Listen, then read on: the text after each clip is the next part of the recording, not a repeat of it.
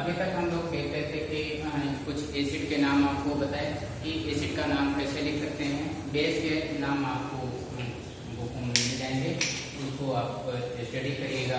Acid और base के नाम जो जनरली किसी भी रिएक्शन में एज ए रिएक्टेंट पार्टिसिपेट करते हैं। अब हम देखते हैं किसी ऑर्गेनिक कंपाउंड का नाम कैसे लिखते हैं। ऑर्गेनिक कंपाउंड में इन जनरल नाम आप IUPAC नाम लिखते हैं।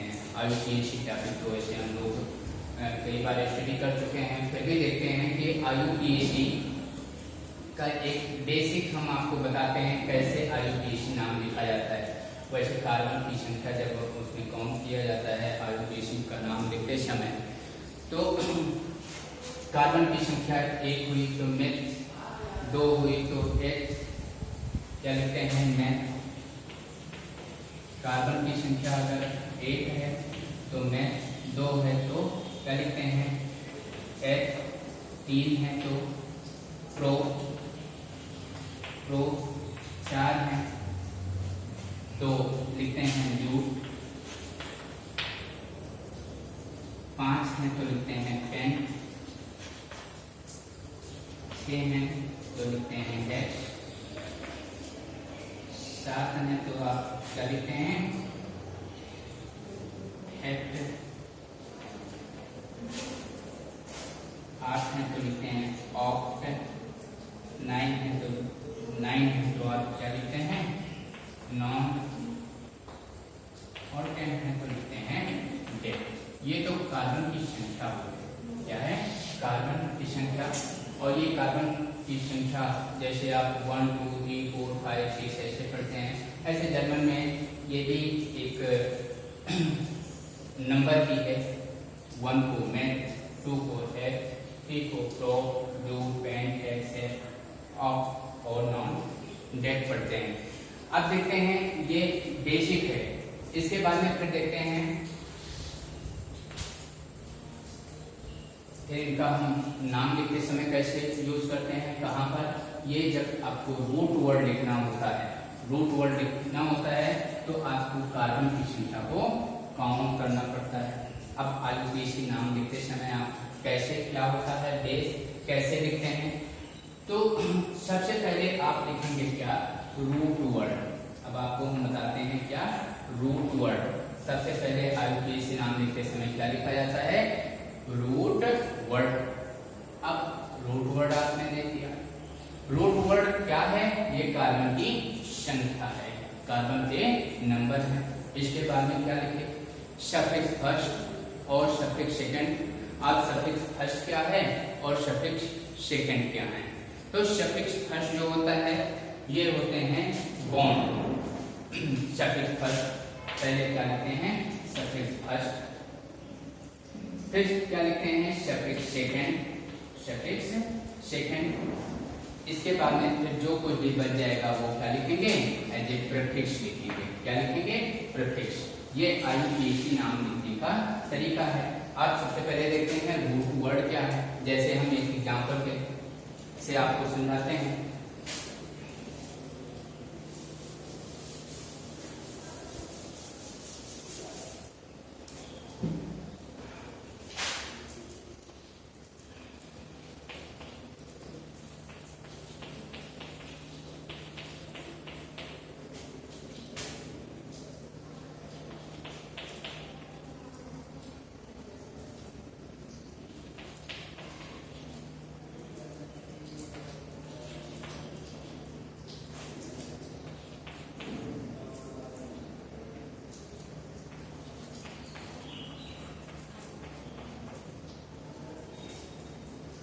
ये आपका क्या है एक ही यौगिक। मान लिया किसी रिएक्शन, जब आप रिएक्शन करा रहे हो और रिएक्शन कराते समय आपको कोई कंपाउंड ऐसा प्राप्त हो गया और आपको नाम नहीं पता है।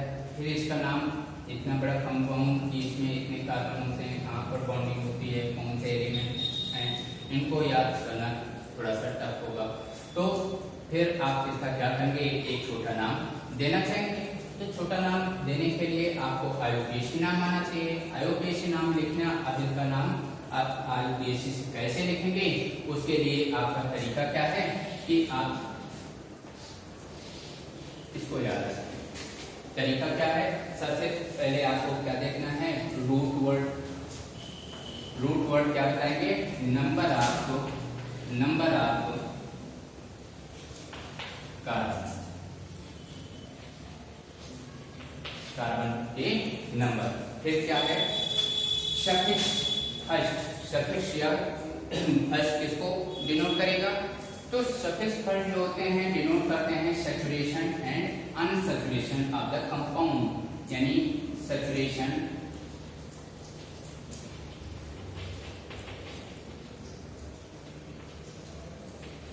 And unsaturation of the compound, saturation and unsaturation of the compound। फिर देखते हैं सफिक्स सेकंड क्या है।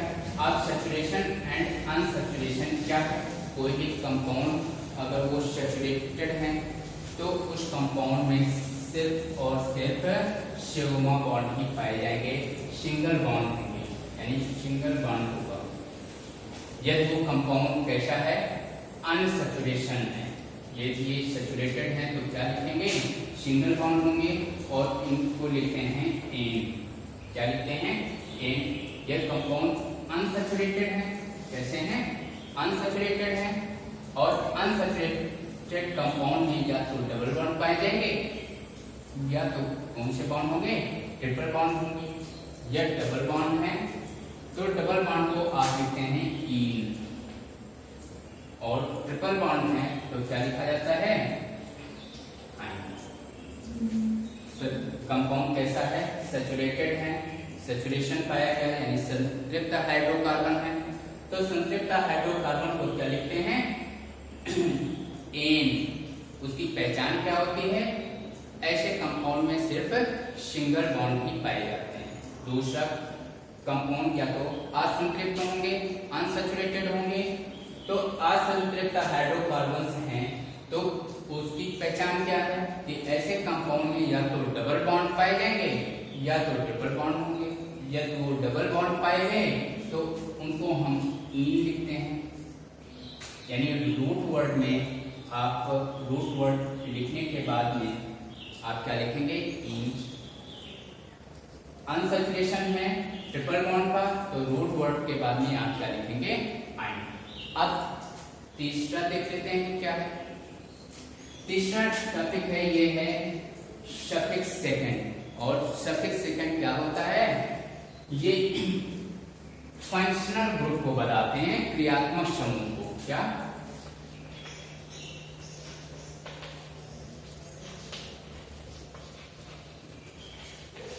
फंक्शनल ग्रुप, क्रियात्मक समूह जिसको बोलते हैं। तो जो फंक्शनल ग्रुप है, आप फंक्शनल ग्रुप पहले भी देख चुके हैं। OH को क्या लिखते हैं, COOH, ये भी क्या है, फंक्शनल ग्रुप है। CHO, ये भी क्या है, फंक्शनल ग्रुप है। इन फंक्शनल ग्रुप का नाम इसको क्या लिखते हैं, आप सबके सब जानते हैं, ओइक एसिड। ओइक एसिड ऐसे इसको क्या लिखते हैं, एल्डिहाइड। क्या लिखते हैं, एल्डिहाइड ग्रुप है। ये एल्कोहलिक ग्रुप है, क्या है, एल्कोहल। और जब सफिक्स सेकंड के रूप में लिखते हैं तो क्या लिखते हैं, हाइड्रोक्सिल। हाइड्रोक्सिल, हाइड्रोक्सिल ये क्या है, कार्बोक्सिलिक एसिड है। सफिक्स सेकंड के रूप में लिखेंगे तो ओइक एसिड। ये क्या है, एल्डिहाइड। एल्डिहाइड सफिक्स सेकंड के रूप में लिखेंगे तो क्या लिखेंगे,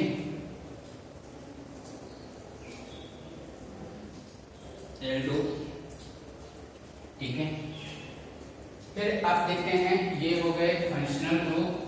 और इन फंक्शनल ग्रुप के नाम हो गए, एल्कोहलिक ग्रुप हुआ, हाइड्रोक्सी लिखे, ओइक एसिड आया, कार्बोक्सिलिक एसिड आया, सफिक्स सेकंड के रूप में लिखेंगे ओइक एसिड। ऐसे ही एल्डिहाइड ग्रुप आया, एल्डिहाइड। ऐसे ही कीटोनिक ग्रुप आ जाता है, C डबल बॉन्ड को कीटोनो, इसको कीटो या ऑक्सो लिखते हैं।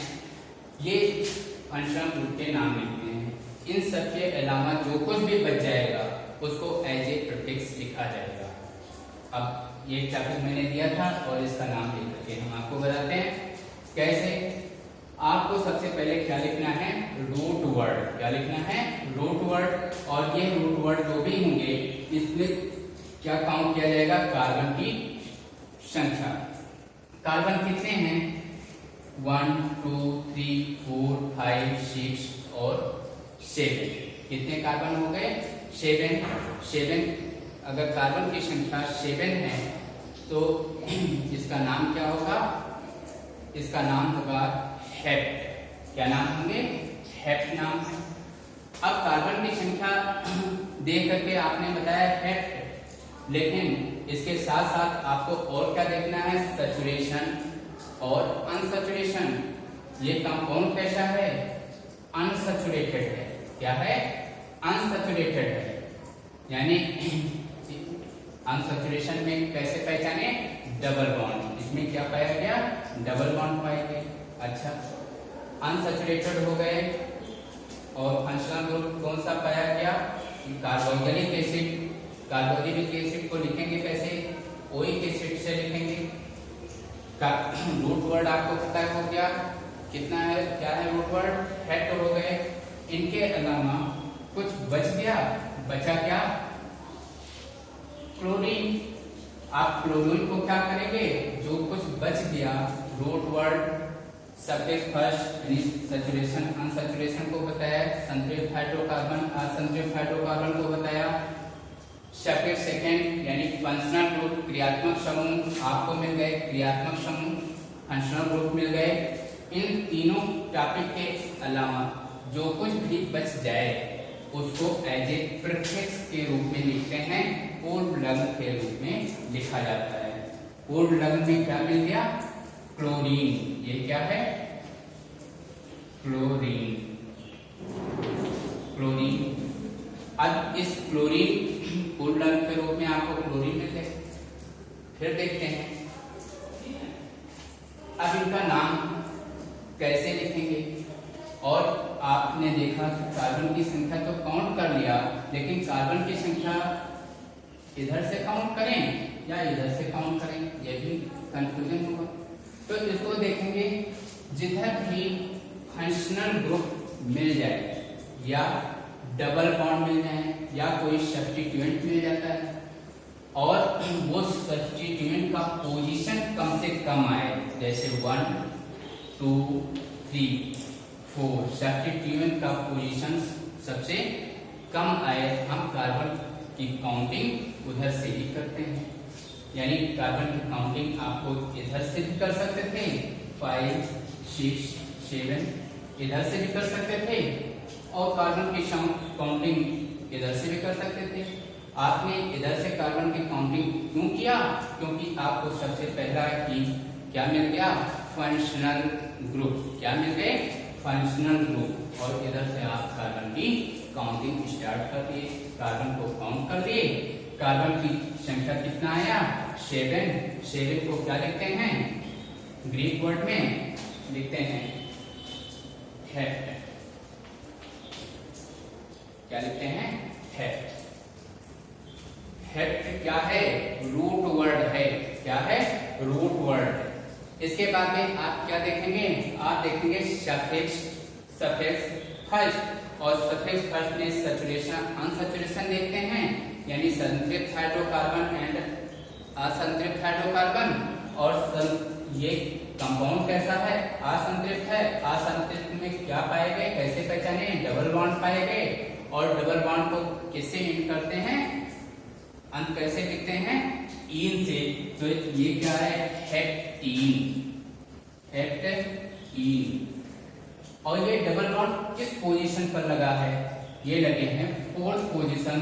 तो आप लिखेंगे हेप्ट 4 क्या लिखेंगे, हेप्ट 4 अब देखते हैं इसके बाद में क्या आता है, सफिक्स सेकंड। और सफिक्स सेकंड क्या होते हैं, फंक्शनल ग्रुप। सफिक्स सेकंड क्या है, फंक्शनल ग्रुप। और उस फंक्शनल ग्रुप, जो भी फंक्शनल ग्रुप हो, उस फंक्शनल ग्रुप का नाम लिखते हैं। यहाँ पर कौन सा फंक्शनल ग्रुप लगा हुआ है, एसिड। कार्बोक्सिलिक एसिड, और कार्बोक्सिलिक एसिड का नाम एज ए सफिक्स सेकंड जब लिखते हैं तो इसका नाम होता है ओइक एसिड। कौन से पोजीशन पर है? फर्स्ट पोजीशन पर है। तो आप लिखेंगे 1 ओइक एसिड। इतना नाम हो गया। इसके बाद में कुछ बच गए। क्या बच गए? रूट वर्ड हो गया, सफिक्स फर्स्ट हो गए, सफिक्स सेकंड हो गया, कुछ और भी बच गया। क्या बच गया? प्रीफिक्स। और प्रीफिक्स यानी इतना टॉपिक हो गया। जो बच गया उसका नाम लिखेंगे, उसको कहाँ लिखेंगे? As a prefix. प्रीफिक्स को कहाँ लिखेंगे? इन सब के पहले। क्या है? क्लोरीन। क्लोरीन को जब लिखते हैं प्रीफिक्स के रूप में तो क्या लिखा जाता है? क्लोरो। क्या लिखा जाता है? क्लोरो। बुक में देखिएगा आपको मिल जाएंगे chloro, suffix first suffix second मिल जाएंगे। उस टॉपिक को देख लीजिएगा, रीड करना। इस क्लोरो को लिखना है तो क्लोरो कौन से पोजीशन पर लिखा है? क्लोरो थर्ड पोजीशन पर है, और थर्ड पोजीशन पर सब्स्टिट्यूट करके हैं और उसका नाम एज ए प्रीफिक्स लिखना है। तो आप क्या लिखेंगे? 3 क्लोरो है 4 in 1 ओइक एसिड। क्या है? 3 क्लोरो है 4 in 1 ओइक एसिड। ये इस कंपाउंड का नाम। ऐसे ही हम एक दूसरा एग्जाम्पल भी देख लेते हैं।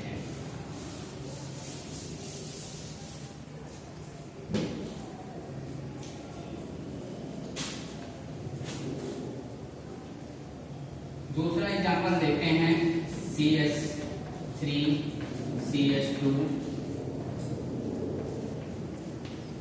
CH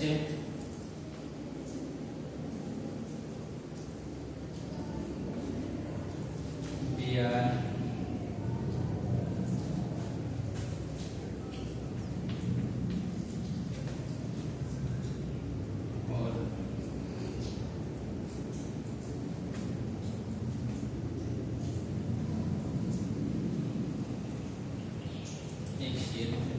मान लेते हैं इसका नाम।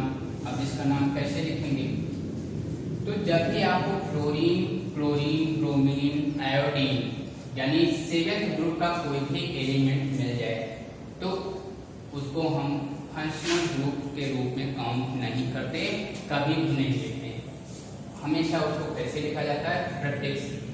इस कंपाउंड का नाम लिखते समय आप क्या करेंगे? सबसे पहले काउंट करेंगे कार्बन की संख्या। कार्बन की संख्या काउंट करेंगे तभी क्या आएगा? Root word. कार्बन कितने हो गए? 1 2 3। अच्छा, इसकी काउंटिंग इधर से ही क्यों किए? क्योंकि आपको क्या मिल गए? सब्स्टिट्यूएंट, और उसका पोजीशन कम से कम मिल गया, पहला नंबर मिल गया। 3 कार्बन की संख्या होने से इसका नाम क्या हो जाएगा? प्रो। क्या नाम हो जाएगा? प्रो। अब क्या देखना है? सफिक्स फर्स्ट देखने हैं।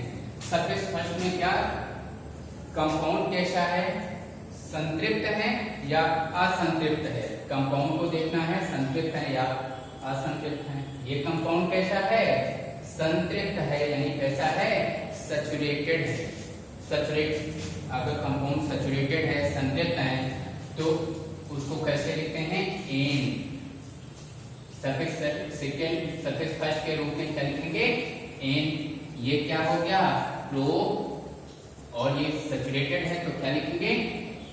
N, propane. फिर अब हमारे पास में सफिक्स सेकंड के रूप में लिखा जाता है फंक्शनल ग्रुप। लेकिन आप जानते हैं कि फ्लोरीन, क्लोरीन, ब्रोमीन और आयोडीन ये फंक्शनल ग्रुप नहीं है। क्या है? सब्स्टिट्यूएंट हैं। इनको कभी भी फंक्शनल ग्रुप के रूप में नहीं लिखा जाता है। तो सफिक्स सेकंड आपके पास में है नहीं, तो बचा क्या? बच गया आपका प्रीफिक्स। क्या बच गया? प्रीफिक्स। तो प्रीफिक्स लिखने के लिए आप देखेंगे प्रीफिक्स आपके पास में एक नहीं है, कितने हैं? 2। अब आप सोच रहे होंगे दो हैं, फिर इनका नाम कैसे लिखें, किसका नाम पहले लिखें और किसका नाम बाद में लिखेंगे। जब ऐसी कंडीशन बने तो आप क्या करेंगे, उस समय आप अल्फाबेट को फॉलो करेंगे। क्या लिखेंगे, अल्फाबेट को फॉलो करेंगे। तो ये है क्लोरीन यानी सी, और ये क्या है ब्रोमीन बी, यानी बी पहले आता है और सी बाद में आते हैं। तो बी को यानी ब्रोमीन को पहले लिखेंगे, क्लोरीन को बाद में लिखेंगे। ब्रोमीन क्या है, ब्रोमीन यानी किस पोजीशन पर है, 1, तो लिखेंगे 1, ब्रोमीन को लिखते हैं ब्रोमो, इसलिए लिखेंगे 1 ब्रोमो, 1 पोजीशन ही है। लेकिन दूसरा सब्स्टिट्यूएंट कौन सा है, क्लोरो, 1 ब्रोमो 1 क्लोरो प्रोपेन, क्या नाम हो जाएगा इसका, 1 ब्रोमो 1 क्लोरो प्रोपेन। ऐसे और भी टॉपिक आपको मिलेंगे पूरे ऑर्गेनिक केमिस्ट्री, सभी चैप्टर में ऐसे नाम मिलते रहेंगे। आप इसकी स्टडी करना, कोई कंफ्यूजन होगा तो हम नेक्स्ट वीडियो में फिर से अपलोड करेंगे।